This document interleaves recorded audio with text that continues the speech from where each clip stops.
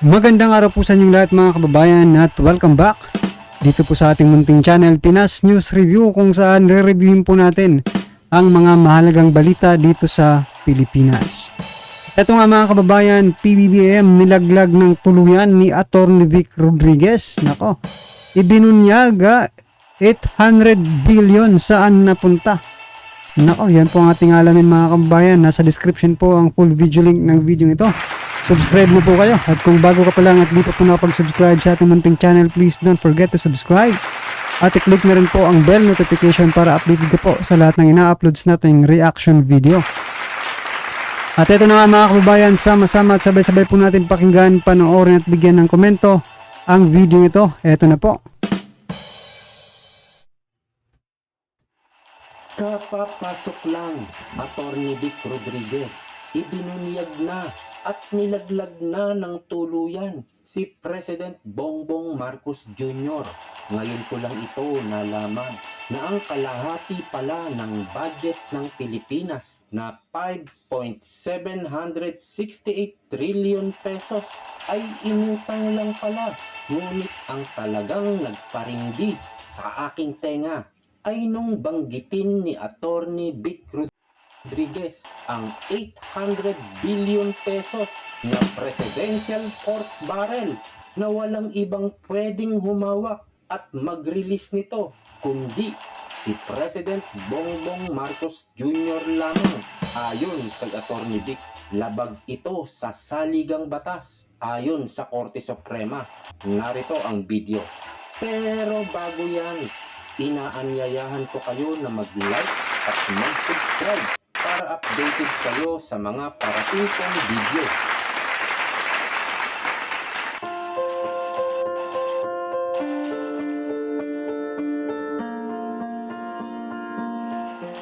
Napakaraming mga balita, napakaraming mga kaganapan ang hindi lumalapag sa mga tinatawag nating traditional media.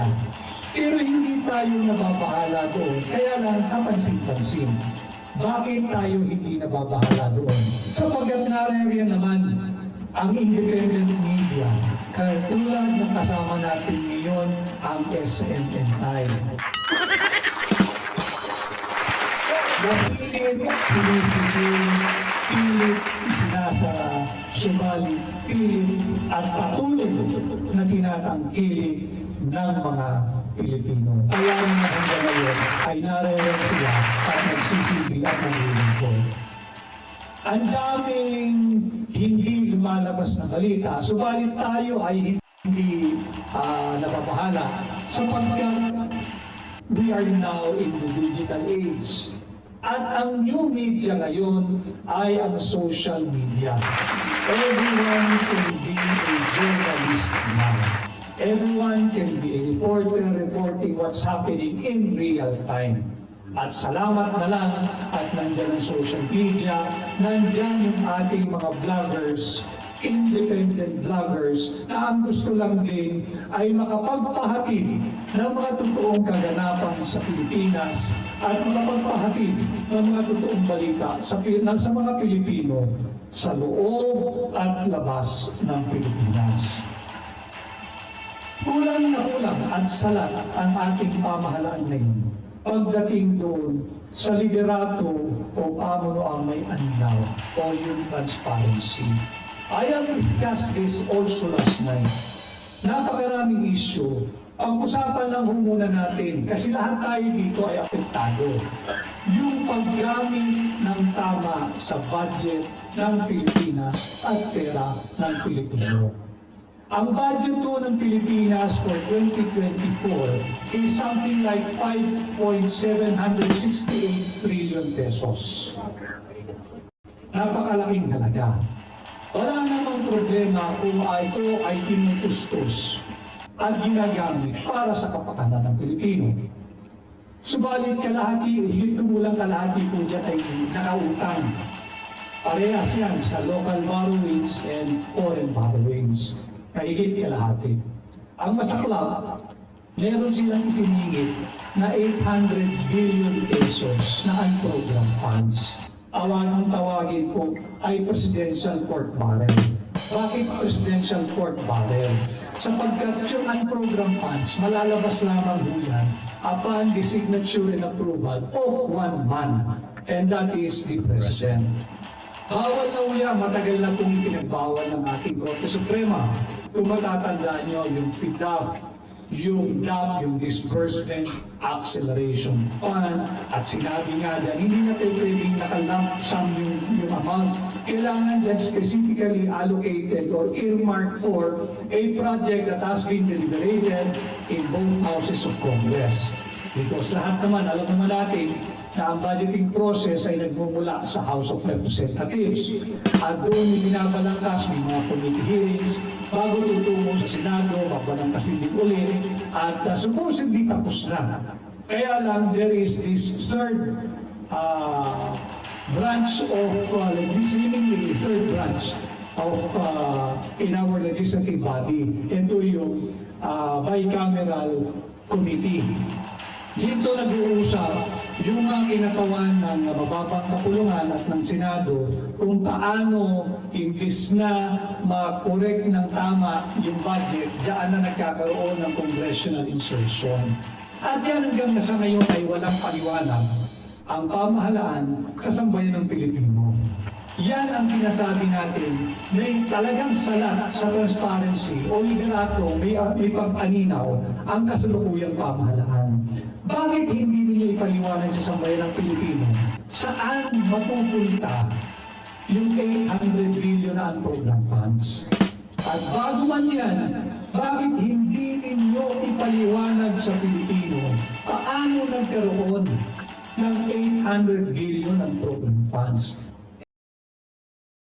So yan mga kababayan, napakalaki pong pera yan ha. 800 billion unprogrammed funds mga kababayan, na kung saan presidente lang po ang pwedeng gumamit. Ha? Di ko po alam mga kababayan kung mayroon din ba si dating Pangulong Duterte unprogrammed funds, no? Eto, nagkakabukingan na dito mga kababayan. Napakalaki pong pera niyan. At saka eto pa, for example, tatanong lang po ang taong bayan at mismo ako, opinion ko po ito mga kabayan, no? At pagtatanong na rin, baka sakaling alam nyo. For example lang, hindi po magamit yung 800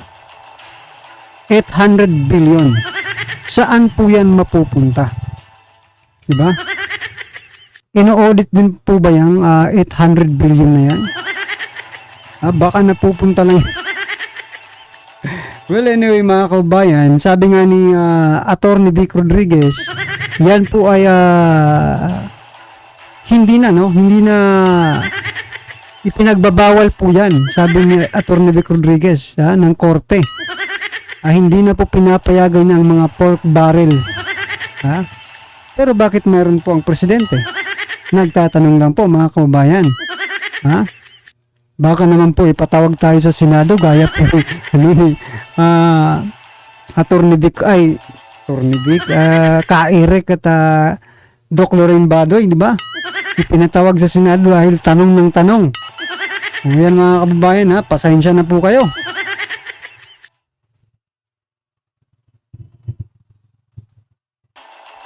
Ito po ay labag sa saligang batas. Sapagkat malinaw na nakasaad sa saligang batas, Kongreso lamang ang magpapasa, ang House at ang Senado. Wala pong third mechanism or third house, which is the Bicameral Conference Committee. Bawal po yun. Kung sakasakali, ang Bicameral Conference Committee, ang gagawin lang nila, hanapin, bakit bigla nagkaroon ito? Wala kaming pinag-usapang ganyan sa mababang kapulungan or sa Senado or vice versa. Pero dito hindi.